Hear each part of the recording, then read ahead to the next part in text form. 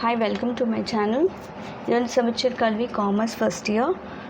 நம்ம படிக்க போகிற டாபிக் வந்து யூனிட் 1லேருந்து classification of business activities. So classification of business activities நம்ம லாஸ்ட் கிளாஸில் படிச்சிருப்போம். பிஸ்னஸ் ஆக்டிவிட்டீஸ்னால் லைக் எது மாதிரி கேட்டகரிஸ் ஆஃப் பிஸ்னஸ் இருக்குது, எது மாதிரி பிஸ்னஸ் பண்ணுவாங்க. ஸோ நம்ம வந்து ப்ரொடக்ஷன், ப்ரொக்யூர்மெண்ட் அது மாதிரிலாம் படித்தோம். ஸோ இப்போ கேட்டகரிஸ் எப்படி இந்த பிஸ்னஸ் ஆக்டிவிட்டீஸ் எப்படி கிளாஸிஃபை எப்படி டிவைட் இருக்குன்னு படிக்க போகிறோம். ஓகே, நெக்ஸ்ட் பிஸ்னஸ் இது ஆல்ரெடி படித்தது தான். Business refers to any human activity. இந்த மெயின் பிஸ்னஸ்னால் என்னது? Human activity. மெயின் வந்து அவங்க ப்ராஃபிட்ஸ் earn பண்ணுறதுக்காக இருக்கலாம். அந்த பிஸ்னஸ் வந்து ப்ரொடக்ஷனாகவும் இருக்கலாம், டிஸ்ட்ரிபியூஷனாகவும் இருக்கலாம், purchase of goods and services இருக்கலாம். ஓகேவா? ஸோ அந்த மெயின் பிஸ்னஸில் வந்து ஃபார்ம் யூட்டிலிட்டி க்ரியேட் பண்ணுவாங்க. ஃபார்ம் யூட்டிலிட்டினா ஒரு பொருள் கரெக்டாக ப்ராப்பராக நம்ம கிட்ட எடுத்துருவாங்க. ஓகேவா? ஸோ டீன்னு சொன்னாவே அப்படியே லூஸில் டீயெல்லாம் கொடுக்க மாட்டாங்க. நல்லா பேக் பண்ணிவிட்டு, நல்ல டிசைன் போட்டுட்டு, நல்ல பேரெல்லாம் போட்டு ஒரு ஃபார்ம், ஒரு ப்ராப்பரான ஃபார்மில் கொடுப்பாங்க.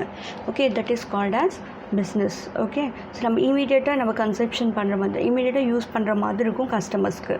ஸோ அது பிஸ்னஸ்ன்னு சொல்லுவாங்க. ஓகே, நெக்ஸ்ட் இது ஆல்ரெடி நம்ம படித்தோம். வேணால் நீங்கள் ப்ரீவியஸ் வீடியோவில் டீட்டெயிலாக பார்க்கலாம் பிஸ்னஸ் பற்றி. ஓகே, நெக்ஸ்ட் இது பிஸ்னஸ். ஸோ அவங்க ப்ராஃபிட் பண்ணுவாங்க. நம்ம ஆல்ரெடி படித்தோம். Production, procurement, dealing in goods and services, risk taking, இதெல்லாம் வந்து பிஸ்னஸோட கேரக்டரிஸ்டிக்ஸ். நெக்ஸ்ட் இதுவே டீல் பண்ணிக்குவாங்க பிஸ்னஸை. டெஃபினேஷன்ஸ் இது ஆல்ரெடி நம்ம படித்தோம்.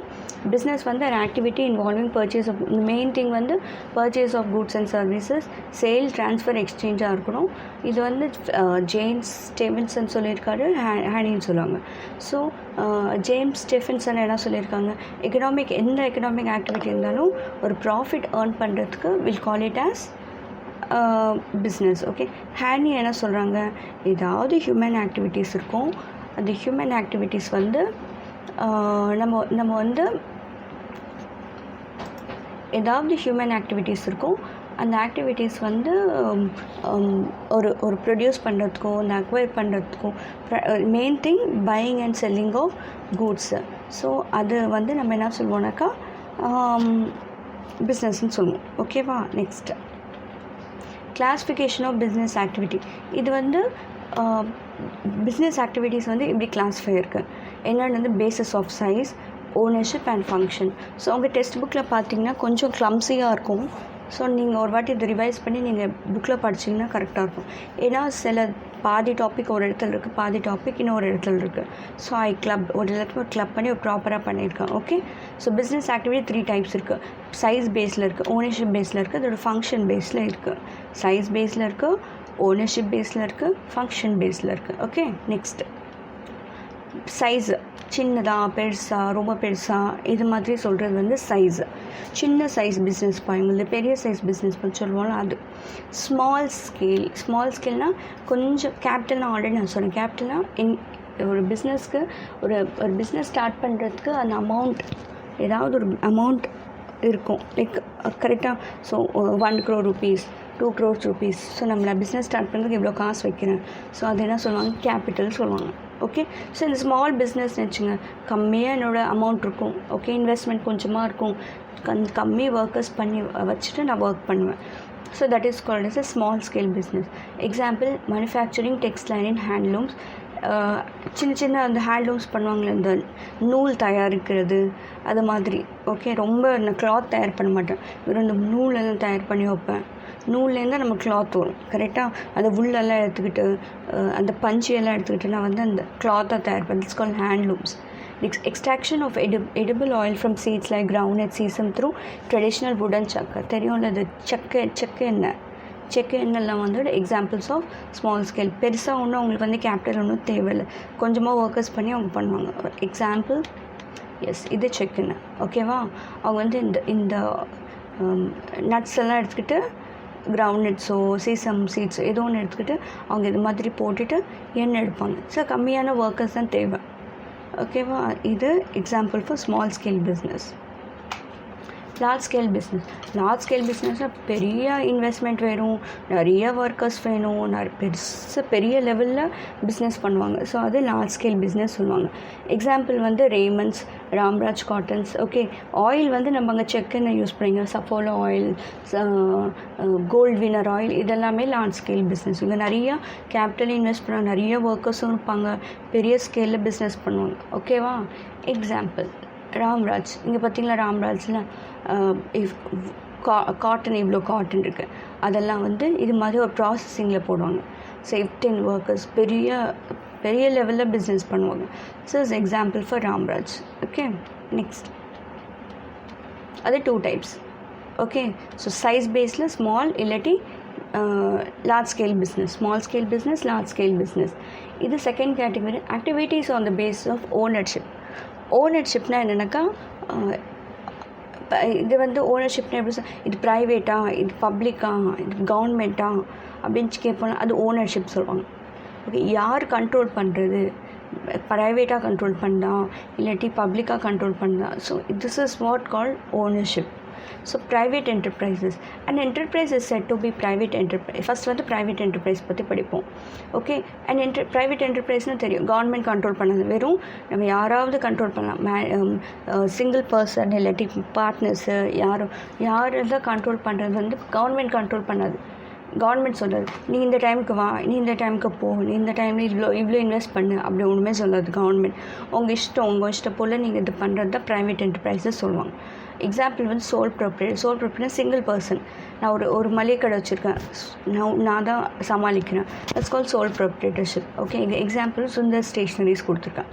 பார்ட்னர்ஷிப் ஃபார்ம்ஸ், 2 பார்ட்னர் இல்லை 3 பார்ட்னர் ஸ்டார்ட் பண்ணுவாங்களே பிஸ்னஸ், அது வந்து பார்ட்னர்ஷிப் ஃபார்ம் சொல்லுவாங்க. ஓகே, நெக்ஸ்ட் புரிஞ்சிச்சா? Private enterprises. So government manage பண்ணது, ப்ரைவேட்டாகவே நம்ம மேனேஜ் பண்ணுறது தான் ப்ரைவேட் என்டர்பிரைசஸ் சொல்லுவாங்க. இது எக்ஸாம்பிள். சிங்கிள் ஓனராக அவர் மேனேஜ் பண்ணுறாரா, இது பார்ட்னர்ஸ். ஓகே, நெக்ஸ்ட் பப்ளிக் என்டர்பிரைசஸ்னால் இது வந்து கம்ப்ளீட்டாக கவர்மெண்ட் தான் பார்த்துக்கும். பப்ளிக்னால் கவர்மெண்ட்டுன்னு இருக்காது, பப்ளிக்னால் கம்ப்ளீட்டாக கவர்மெண்ட் தான் பார்த்துக்கும். ஓகே, இல்லாட்டி ஒரு டிபார்ட்மெண்ட் இருக்கும், அந்த டிபார்ட்மெண்ட் வந்து கவர்மெண்ட் வந்து கண்ட்ரோலில் இருக்கும். ப்ரைவேட்க்கு கொடுப்பாங்க, ஆனால் கம்ப்ளீட்டாக அதோட இதில் ஃபுல்லாகவே கண்ட்ரோல் வந்து யார்கிட்ட இருக்கும், கவர்மெண்ட் கிட்ட இருக்கும். அது கூட பப்ளிக் என்டர்பிரைஸஸ் சொல்லுவாங்க. ஓகே, இதுலேருந்து எக்ஸாம்பிள் வந்து departmental undertaking, that is public work department, இதெல்லாம் ஒரு டிபார்ட்மெண்ட்ஸ்.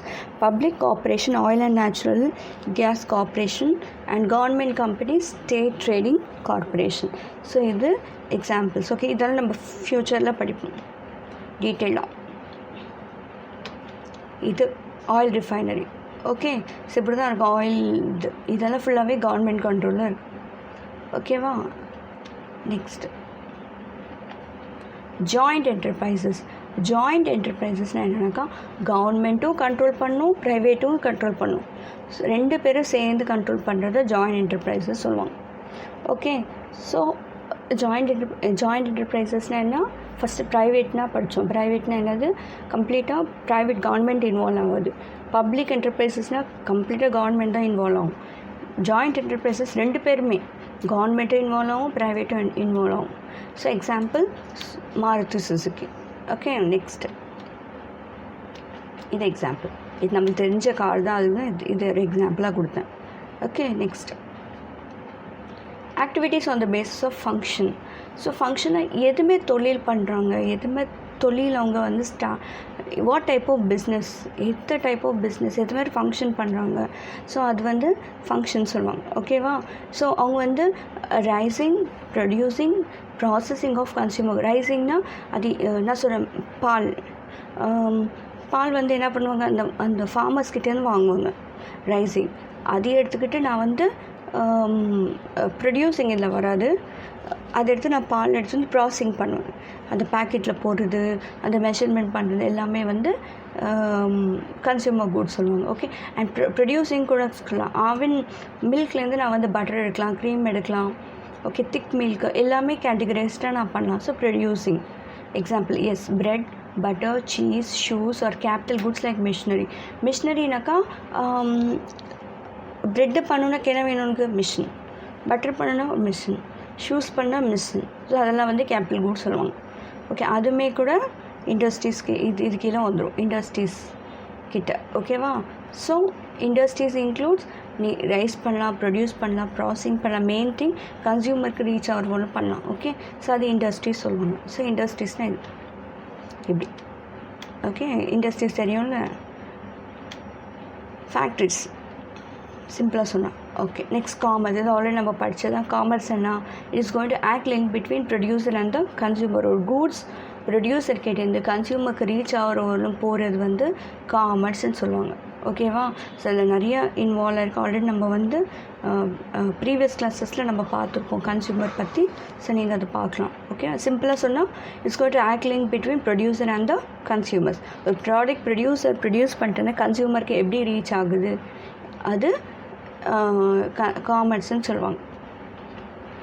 இது மேனுஃபேக்சர்கிட்டேருந்து ஹோல்சேலர்கிட்டேருந்து ரீட்டெயிலர்கிட்டேருந்து கன்சியூமர். இப்படி தான் ஒரு பொருள் வந்து மேனுஃபேக்சர்கிட்டேருந்து கன்சியூமருக்கு ரீச் ஆகுது. ஓகே, நெக்ஸ்ட் அவ்வளோதான். ஸோ நம்ம வந்து இன்றைக்கி வந்து நம்ம படிச்சது கிளாஸிஃபிகேஷன் ஆஃப் பிஸ்னஸ். ஸோ இது வந்து லைக் ஒரு கொஸ்டின்ஸ் கேட்கலாம் அவங்க. What is large scale business, what is small scale business, ஒரு இண்டிவிஜுவலாக கொஸ்டின்ஸ் கேட்கலாம். நீங்கள் இந்த எக்ஸாம்பிள்ஸ் வச்சுட்டாவே உங்களுக்கு ஞாபகம் இருக்கும். அவ்வளோதான்.